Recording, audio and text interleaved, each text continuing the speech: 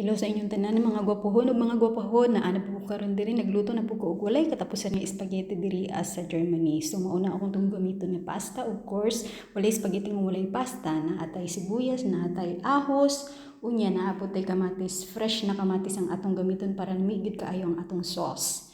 Unya pag human ana mauday na siya ang mushroom pero dili na siya nako gamiton niya. Naabot tay bell pepper nga gigamit. So mao na nagisalang na nako ang akong pasta, unya gitadtad na pud nako ang akong ahos, ang akong sibuyas, unya ang akong bell pepper. Pag humanog tadtad ana, of course, ang giniling po. Dili mahimo ang spaghetti kung walay giniling. So mao na siya ang inyong nakita karon. Of course, bag maluto ang tanan, syempre magbutang mo oil sa inyong pan.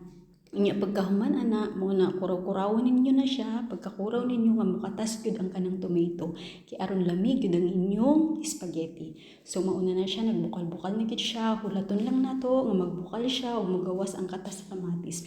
Unya na human na daay ko sa akong spaghetti. Unya mauna na siya lamig kaayo. Thank you.